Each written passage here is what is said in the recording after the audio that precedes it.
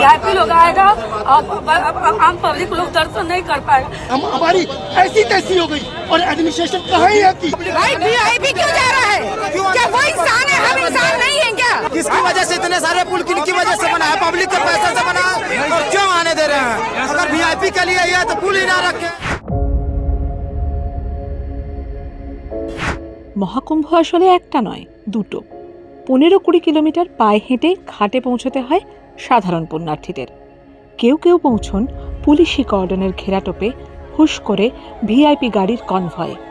তাদের জন্য বিলাসবহুল তাঁবুর ব্যবস্থা। একটু দূরেই উত্তর ভারতের ঠান্ডায় খোলা আকাশের নিচে রাত কাটে লক্ষ মানুষের। ভগবানের দুয়ারে সবাই সমান নন।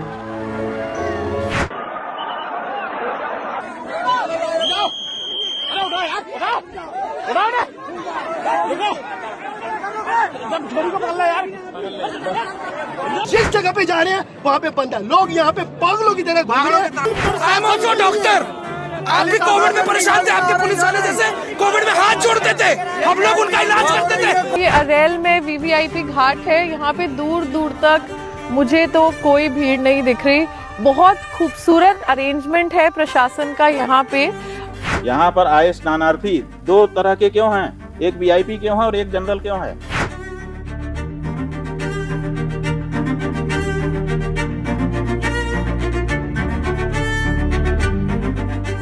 কুম্ভে ভিআইপিদের জন্য কি বিশেষ ব্যবস্থা?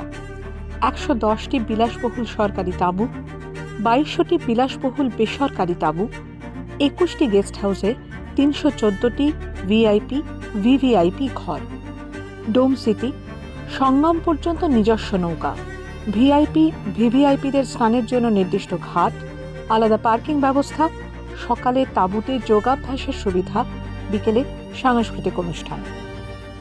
তাই লাক্সারি ট্র্যাডিশনটা কিন্তু বিজেপিতে অনেক দিন ধরে আছে, কংগ্রেসও কিছুখানি কম বেশি আছে।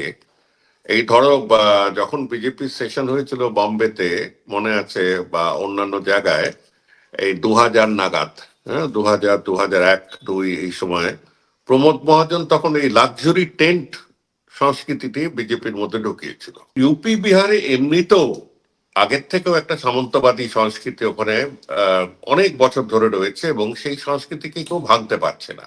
কুম্ভ মেলায় এই ভিআইপি সংস্কৃতি ঢুকে গেছে প্রায় সেই উজ্জয়িনে যখন ইনি গেলেন, আমাদের মোদী সাহেব গেলেন, তখন বেশি করে প্রকট হয়ে উঠলো।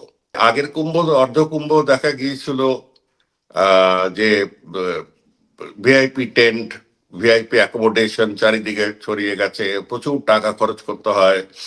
আবার অন্যদিকে যারা শাসক দল বা শাসক শ্রেণী, আমলারা, পুলিশের লোকেরা, তারাও এই ভিআইপি টেন্টে থাকতে পারবে, ভিআইপি এলাকায় থাকতে পারবে।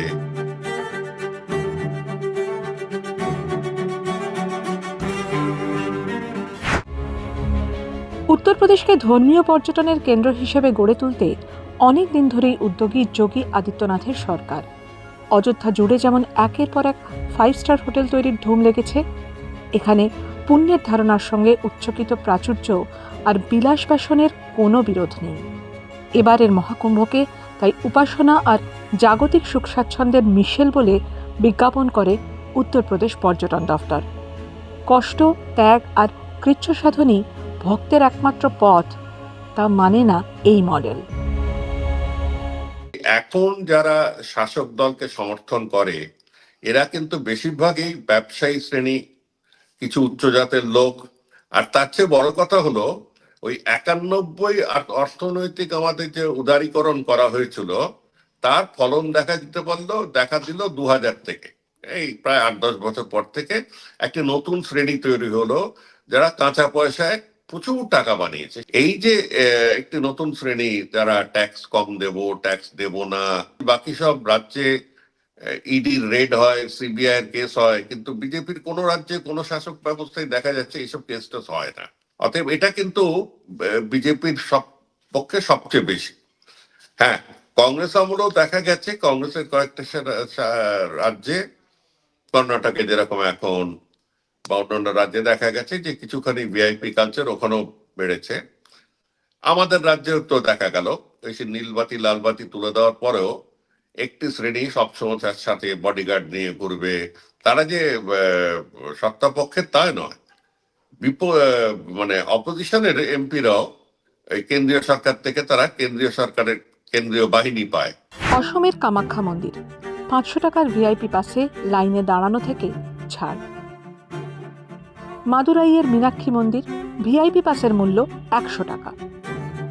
বীরভূমের তারাপীঠ মন্দির ভিআইপি পাসের মূল্য 500 থেকে 1000 টাকা। 29 জানুয়ারির পর ভিআইপি পাস বন্ধ করে যোগী সরকার। এই নিয়ম অবশ্য গুরুত্বপূর্ণ স্নানের দিনগুলোর জন্য। উত্তরপ্রদেশ সরকার বলে এই নিয়ম নাকি মহাকুম্ভের শুরুর আগে থেকেই ছিল, এবারে তা কড়া হাতে বলবৎ করা হবে। কিন্তু 29 জানুয়ারির মৃত্যুর দায় কে নেবে?